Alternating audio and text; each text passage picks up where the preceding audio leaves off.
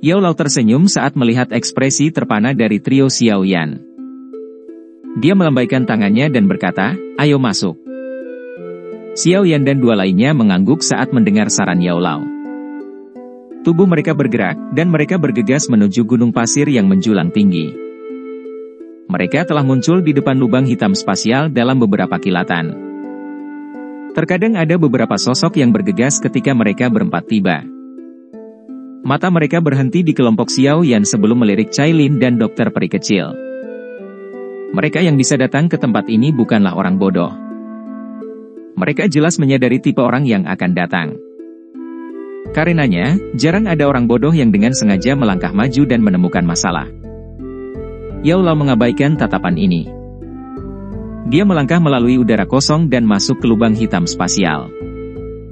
Kelompok Xiao Yan mengikuti dari belakang. Mereka bertiga merasakan kekuatan yang tidak biasa menyapu mereka ketika mereka memasuki lubang hitam spasial. Tidak ada niat buruk untuk kekuatan ini. Sebaliknya, sepertinya sedang menyelidiki. Semuanya berubah menjadi hitam sesaat di depan kelompok Xiao Yan setelah mereka memasuki lubang hitam. Segera setelah itu, cahaya dan kebisingan mulai muncul. Mereka mengedipkan mata. Dunia di depan mereka telah berubah menjadi kota kecil. Ketika mata seseorang melihat ke arah langit kota kecil itu, orang akan menemukan bahwa kota itu benar-benar abu-abu. Ada riak spasial liar dan keras yang samar-samar dipancarkan. Ini adalah kota luar angkasa, lokasi di mana pameran perdagangan spasial diadakan. Meskipun tempat ini tidak seluas alam Gu, itu cukup besar untuk digunakan sebagai lokasi perdagangan. Yao Lao melihat ke jalan-jalan yang sibuk dan tertawa. Xiao Yan dan dua lainnya mengangguk. Mampu menciptakan dunia sebagai lokasi perdagangan adalah hal yang luar biasa untuk dilakukan. Meskipun alam ini tidak besar, itu bukanlah sesuatu yang bisa diciptakan oleh orang biasa. Mari kita jelajah secara acak dulu. Tidak ada produk yang lebih rendah di sini. Semuanya adalah barang langka. Yao Lao tertawa. Setelah itu, dia mengambil satu langkah dan berjalan menuju sebuah jalan. Kelompok Xiao Yan mengikuti di belakangnya dengan wajah penasaran. Mata mereka terus menyapu sekeliling mereka. Platform batu hijau memenuhi kedua sisi jalan. Benda-benda seperti gulungan, botol giok, senjata, dan inti monster telah ditempatkan di atasnya. Cahaya redup dipancarkan dari benda-benda ini, menandakan bahwa benda-benda itu bukanlah benda biasa. Beberapa sosok manusia duduk di belakang platform batu, dan semua orang ini memiliki aura yang kuat. Jelas, mereka bukanlah orang yang mudah tersinggung. Tendangan iblis bumi, keterampilan Dou kelas di tingkat tinggi. Keterampilan agung yang misterius, metode Qi kelas di tingkat tinggi. Pil transformasi tubuh, pil obat tingkat tinggi 7. Ginseng spiritual berdarah berusia 10.000 tahun. Berbagai barang yang mempesona terus memasuki pandangan Xiao Yan sementara matanya terus melompat-lompat. Kelangkaan beberapa hal menyebabkan kegembiraan meningkat dalam hati Xiao Yan meskipun dia tenang. Mata cantik Cailin dan dokter peri kecil di sampingnya juga menunjukkan kilau yang tidak biasa. Serum roh inti bumi. Pil obat yang dimurnikan olehnya dapat menarik pil kilat 6 warna. Mata Xiao Yan menyapu bahan obat yang memancarkan energi yang mengejutkan. Dia dengan lembut menghirup udara dingin. Tidak disangka hal seperti itu juga ada di tempat ini. Jalannya tidak panjang, hanya beberapa ratus meter. Ketika Xiao Yan menemukan bahwa mereka telah mencapai akhir, dia akhirnya menarik matanya sambil merasa tidak sepenuhnya puas. Wajahnya tercengang. Hanya jalan ini saja yang memiliki lebih dari 10 hal yang dia minati. Meskipun Xiao Yan tertarik padanya, itu tidak banyak berguna baginya. Karenanya, setelah beberapa pertanyaan singkat, Xiao Yan memutuskan untuk menyerah menukar mereka. Nilai dari barang-barang yang ingin ditukar oleh orang-orang tua yang licik ini tidak kalah dengan barang-barang yang mereka jual. Xiao Yan dengan lembut menghela nafas dengan cara yang agak menyesal. Dia baru saja menarik Cailin ke bagian kota yang lebih dalam ketika dia menemukan bahwa dia tiba-tiba terdiam. Dia dengan cepat menjadi terkejut. Dia melihat ke arah dia menatap. Ada batu 7 warna di sana. Batu ini berukuran sekitar setengah kepalan tangan. Ada 7 garis yang sangat jelas di atasnya, dan energi khusus samar-samar memancar darinya. Batu asal 7 warna? Alis Xiaoyan sedikit bergerak-gerak. Dia diam-diam sampai pada pemahaman tiba-tiba ketika dia mengenali hal ini. Yang disebut batu asal 7 warna ini adalah batu spiritual yang bermutasi. Itu memiliki hubungan unik dengan 7 warna surga menelan piton. Dikabarkan bahwa batu asal 7 warna hampir tidak akan pernah muncul di tempat di mana 7 warna surga menelan piton mati. Batu asal 7 warna telah menyerap darah dari surga menelan piton untuk menciptakan energi yang unik. Energi ini berfungsi sebagai makanan untuk 7 warna surga menelan piton. Tidak heran Cailin akan berhenti karenanya. Xiaoyan perlahan melangkah maju. Matanya mengarah ke bagian belakang platform batu. Seorang lelaki tua keriput sedang duduk lemah di tempat itu. Dia tidak menyapa kelompok Xiaoyan yang berhenti di depan peron batu. Tuan tua ini, bolehkah saya tahu apa yang Anda inginkan sebagai ganti batu asal berwarna 7 ini? Xiaoyan tidak keberatan dengan sikap lelaki tua itu saat dia tersenyum tipis dan bertanya. Orang tua kurus itu akhirnya mengangkat matanya setelah mendengar kata-kata Xiaoyan. Dia perlahan berkata, 2 pil obat tingkat 8 dengan setidaknya 3 warna petir. Sepertinya agak mahal, bukan? Tangan Xiaoyan mengusap batu asal 7 warna. Benda ini mungkin langka, tapi tidak terlalu langka. Lebih penting lagi, nilainya terbatas. Itu hanya berguna untuk 7 warna surga menelan piton. Tidak ada gunanya bagi orang lain untuk mendapatkannya. Oleh karena itu, nilainya tidak setara dengan 2 pil obat tingkat 8 dengan 3 atau lebih warna petirnya. Yao Lao menyilangkan tangannya dan berdiri di samping. Dia tidak menyela. Yang dia lakukan hanyalah tersenyum ketika dia melihat Xiaoyan tawar-menawar dengan lelaki tua kurus itu. Jangan menukarnya jika menurutmu itu mahal, pria tua kurus itu penuh karakter saat dia memutar matanya. Nada suaranya tidak memperlakukan Xiaoyan sebagai pelanggan. Xiaoyan hanya bisa memutar matanya, tetapi dia tidak mencapai tahap di mana dia akan meledak dalam kemarahan. Jika dia bahkan tidak memiliki kesabaran ini, dia tidak akan mampu menanggung latihan pahit itu. Sementara Xiaoyan berencana untuk melanjutkan tawar-menawar dengan pihak lain, Cailin di samping tiba-tiba meraih tangan Xiaoyan. Jari yang agak dingin tapi lembut dengan lembut menulis sepatah kata di telapak tangan Xiaoyan. Belikan aku itu. Xiaoyan sedikit terkejut oleh Cailin. Dia mengerti bahwa Cailin bukanlah wanita yang bodoh. Selain itu, batu asal 7 warna mungkin langka, tetapi itu bukanlah sesuatu yang harus dia miliki dengan cara apapun, namun dia terus bersikeras. Dia bahkan diam-diam menyampaikan pesan seperti itu kepada Xiaoyan. Dalam hal ini, ada baiknya membahas masalah ini. Meskipun Xiaoyan telah menerima pesan Cailin, dia tidak segera mengubah kata-katanya. Dia terus menawar dengan lelaki tua kurus itu. Begitu Xiaoyan menjadi sedikit kesal, dia melempar botol giok dan mengambil batu asal berwarna 7 sebelum berbalik dengan Cailin untuk pergi. Orang tua kurus itu terkejut saat melihat perdagangan lincah Xiaoyan. Dia meraih botol giok di depannya dan memeriksa isinya, merasa sedikit tercengang. Sesaat kemudian, dia mengerutkan kening dan melihat ke belakang kelompok Xiaoyan yang menghilang di kejauhan. Dia merasa ada sesuatu yang salah di hatinya tanpa mengerti mengapa. Sialan, apakah aku yang dulu salah mengidentifikasinya? Tapi itu jelas batu asal 7 warna. Ada apa dengan orang itu? Orang tua kurus itu bergumam ragu-ragu. Namun, tidak ada seorang pun di sana yang mengungkap keraguannya. Setelah meraih batu asal 7 warna, kelompok Xiaoyan dengan cepat menghilang dari pandangan orang tua itu. Hanya setelah mengambil giliran, Xiaoyan berhenti. Dia menyerahkan batu asal 7 warna kepada Cailin dan bertanya, apakah ada yang salah dengan batu ini? Yao Lao dan dokter peri kecil di samping terkejut saat mereka menunggu Cailin menjelaskan. Mereka dengan cepat memeriksa batu asal 7 warna tetapi tidak dapat mendeteksi perbedaan.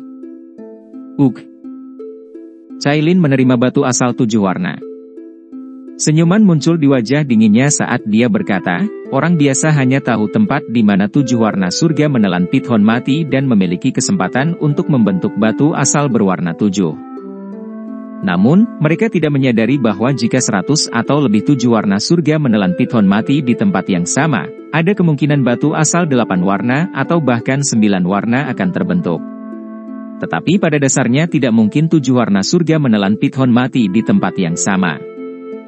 Oleh karena itu, orang biasa hanya menyadari batu asal 7 warna, bukan 8 atau 9 batu warna.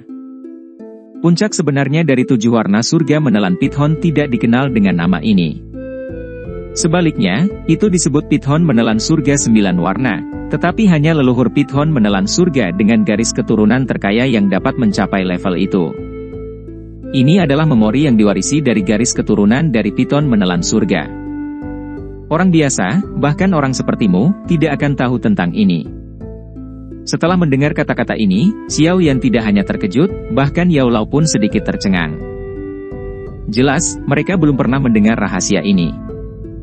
Tidak heran hanya kamu yang bisa mengenalinya, Xiao Yan tersenyum pahit dan menggelengkan kepalanya. Dia dengan penasaran bertanya, kalau begitu, apakah batu asal ini 8 atau 9 warna? Kuku Cailin memotong jarinya. Setetes darah mendarat di batu asal. Orang bisa melihat garis yang bergoyang perlahan muncul di belakang garis ketujuh di permukaan batu yang halus. Untuk melihat berapa banyak warna batu asal ini, seseorang harus menggunakan darah dari 7 warna surga menelan Pithon. Batu asal berwarna 8. Xiao Yan merasa sedikit kasihan saat melihat ini. Jika ini adalah batu asal 9 warna, Cailin akan mendapatkan banyak hal kali ini.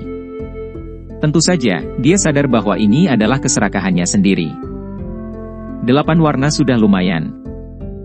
Jika itu digunakan dengan benar, itu akan meningkatkan kekuatan Cailin secara signifikan. Batu 8 warna mungkin berbeda dari batu 7 warna dalam satu warna, tapi energi yang terkandung di dalamnya sangat berbeda. Hei, jika orang tua itu menyadari hal ini, kemungkinan dia akan memuntahkan seteguk darah. Yao Lao tersenyum. Tidak disangka mereka akan mendapatkan keuntungan seperti itu setelah baru saja tiba di pameran perdagangan spasial. Ayo pergi, aku akan mengajak kalian semua untuk melihat harta karun sejati. Hal yang kami butuhkan juga ada di sana. Yao Lao melambaikan tangannya. Setelah itu, dia membalikan tubuhnya dan berjalan ke satu sisi jalan. Xiao Yan dan dokter peri kecil segera menyusul. Akhirnya, Cailin menggosok batu asal berwarna 8 di tangannya sebelum dia memasukkannya ke cincin penyimpanannya. Dia tidak menemukan garis yang sangat kecil yang diam-diam muncul di belakang garis ke-8 ketika dia meletakkan batu asal. Kota luar angkasa tidak terlalu besar. Itu hanya terdiri dari beberapa jalan kuno yang berpotongan, dan ada banyak orang di kota kecil ini. Selain itu, semuanya adalah individu yang sangat kuat. Mereka semua adalah ahli tingkat atas di dunia luar sementara mereka biasa-biasa saja di tempat ini. Xiao Yan dan 2 orang lainnya mengikuti Yao Lao saat mereka berjalan melintasi beberapa jalan kuno. Mereka tidak berhenti di sepanjang jalan karena banyak barang-barang yang menyilaukan di kedua sisinya. Mereka bergegas ke tempat tujuan sebelum akhirnya berhenti di ujung jalan. Tujuan mereka berada di pinggir kota luar angkasa. Lingkungan sekitar menjadi sangat kosong, dan tidak lagi berisik seperti sebelumnya. Sebuah bangunan kuno berdiri di tempat ini sebagai perasaan yang sangat tua menyebar darinya. Seolah-olah telah berdiri di sana selamanya, menyebabkan seseorang takut untuk meremehkannya. Ada 2 pria tua tanpa ekspresi berjubah abu-abu berdiri di luar gedung. Keduanya berdiri tanpa bergerak, muncul seperti patung. Namun, masih ada fluktuasi douki yang kuat yang samar-samar menyebar ke seluruh tubuh mereka, menyebabkan hati seseorang merasa terpesona. Hanya 2 penjaga pintu ini saja yang telah mencapai level bintang 6 Douzuns. Seorang ahli dengan level seperti itu akan diperlakukan sebagai VIP bahkan di sekte langit yang mendalam atau pavilion bintang jatuh saat ini. Dari sini, orang dapat mengetahui standar tinggi pameran perdagangan spasial ini. Pavilion harta karun kuno ini bukanlah tempat yang bisa dimasuki siapa saja. Seseorang harus mendapatkan undangan dari 3 sekte besar untuk masuk. Mendapatkan undangan ini tidak semudah yang dibayangkan. Yao Lao tersenyum.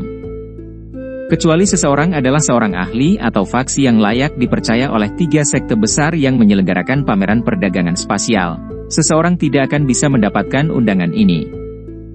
Yao Lao bisa dianggap sebagai pelindung tua. Secara alami, tidak terlalu sulit baginya untuk mendapatkan undangan. Trio Xiao Yan mengangguk sedikit. Tidak sembarang orang bisa datang ke sini. Yao Lao berjalan menuju pintu setelah kata-katanya terdengar.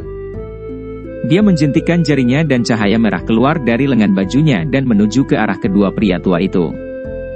Salah satu pria tua meraihnya, dan cahaya merah berubah menjadi kartu undangan berwarna merah cerah. Selamat datang. Orang tua tanpa ekspresi mengungkapkan perubahan ketika mereka menerima lampu merah.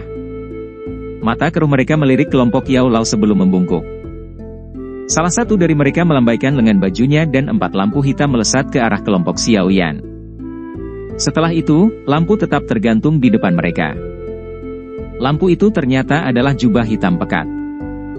Kebanyakan yang masuk ke tempat ini menyembunyikan identitas mereka. Bagaimanapun, seseorang tidak menunjukkan kekayaannya. Jubah ini dibuat khusus oleh 3 sekte agung. Itu bisa mencegah orang lain menyelidiki. Yao Lao tersenyum saat menjelaskan. Dia segera memakai jubah yang menyembunyikan seluruh tubuhnya. Kelompok Xiao Yan juga memakainya. Ayo pergi, Yao Lao tersenyum. Setelah itu, dia memimpin jalan menuju pavilion yang dipenuhi dengan aura kuno. Kelompok Xiao Yan mengikuti dari belakang. Mata Xiao Yan menyapu saat langkah kaki mereka memasuki pavilion kuno ini. Bangunan itu remang-remang dan tampak biasa saja. Tidak ada yang istimewa, untuk itu juga tidak ada perasaan berharga. 4 tamu, tolong ikuti saya. Seorang pria tua berjubah abu-abu dengan cepat berjalan sementara Xiao Yan mengamati sekelilingnya. Dia dengan lembut memberitahu mereka sebelum berjalan ke bagian terdalam dari bangunan redup itu.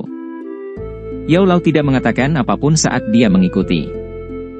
Dia sangat akrab dengan lingkungannya. Trio di belakangnya dengan cepat mengikuti. Kelompok itu berjalan melewati beberapa koridor gedung selama beberapa menit. Akhirnya, mereka berhenti di depan pintu perunggu besar. Orang tua itu juga menghentikan langkahnya dan menangkupkan tangannya ke Yao Lao. Dia tidak mengatakan apapun yang tidak perlu saat dia pergi dengan tenang. Ini adalah tujuan kita. Yao Lao berkata dengan lembut. Setelah itu, dia perlahan membuka pintu perunggu kuno. Cahaya redup keluar dari dalam, tapi Yao Lao tidak mengelak. Sebaliknya, dia mengambil 1 langkah dan masuk. Trio Xiao Yan mengikutinya melalui pintu perunggu. Mata Xiao Yan menyipit, dan setelah cahaya yang intens menghilang, sebuah aula kuno berukuran setengah stadion muncul di depan mata mereka. Bagian dalam aula kuno dipenuhi dengan banyak kursi batu. Pada saat ini, banyak sosok sudah duduk, dan wajah orang-orang ini juga disembunyikan oleh jubah hitam seperti kelompok Xiao Yan. Tidak ada yang tahu identitas pihak lain. Pintu masuk kelompok Xiao Yan menarik beberapa mata yang memindai, tetapi mata ini dengan cepat bergeser. Xiao Yan masih merasakan beberapa mata yang diam-diam mengamati mereka. Sepertinya mereka berencana untuk menemukan identitas mereka melalui sebuah celah. Yao Lao tidak menanggapi tatapan ingin tahu ini. Dia berjalan ke tempat yang sedikit lebih sepi dan duduk di kursi. Dia melambaikan lengan bajunya dan ruang sekitarnya menjadi terdistorsi. Ada banyak ahli yang hadir. Kita harus berhati-hati. Kalau tidak, percakapan kita bisa ditemukan oleh mereka. Yao Lao menjelaskan dengan samar. Xiao Yan mengangguk saat mendengar ini. Matanya menyapu sekelilingnya. Dia menemukan cukup banyak jejak spasial di beberapa tempat lain. Jelas, yang lain yang hadir cukup berhati-hati. Mari kita tunggu dulu. Transaksi di tempat ini kemungkinan besar akan segera dimulai. Yao Lao berbicara dengan lembut sebelum menjadi diam. Xiao Yan bisa merasakan bahwa Yao Lao sepertinya sedang perlahan-lahan memindai aula saat ini.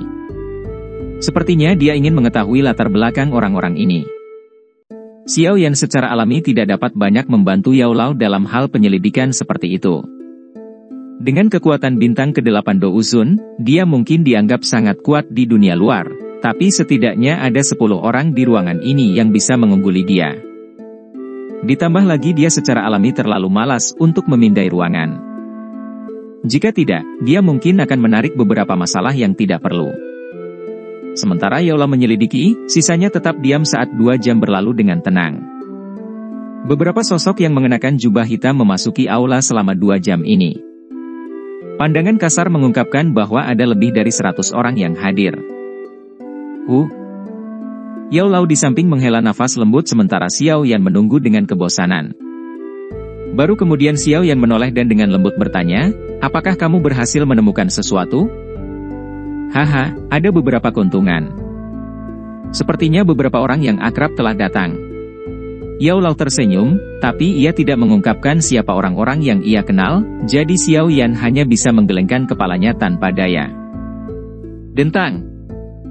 Suara gong yang jelas tiba-tiba muncul di aula kuno yang tenang ini sementara Xiao Yan merasa tidak berdaya, dan seorang lelaki tua berjanggut putih berambut putih, yang tampak seperti orang yang sekarat, perlahan muncul di depan mata semua orang dari ruang yang terdistorsi. Xiao Yan mengerutkan alisnya di bawah jubah ketika dia menemukan lelaki tua berambut putih itu. Berdasarkan indranya, lelaki tua yang setengah mati ini cukup menakutkan. Fluktuasi aneh yang hanya dimiliki oleh seorang elit Dou Sheng secara samar-samar muncul di sekitarnya. 9 perubahan puncak Dou Zun, ya. Xiao Yan bergumam pada dirinya sendiri. Pria tua berambut putih ini sepertinya memiliki setengah kaki di kelas Ban Sheng. Jika Dou Qi di dalam tubuhnya ditekan sekali lagi, itu akan mengalami transformasi yang memungkinkan dia untuk maju ke Ban Sheng. Ini adalah kepala gunung dari cermin Gunung Harta, Pak Tua Baoshan. Dia telah melihat harta karun yang tak terbayangkan dalam hidupnya dan memiliki mata yang sangat tajam. Ketika saya pertama kali bertemu dengannya saat itu, dia sudah menjadi ahli terkenal di dataran tengah. Saat ini dia sudah menjadi 9 perubahan puncak Dou Zun. Dia hanya jarak pendek dari Ban Sheng.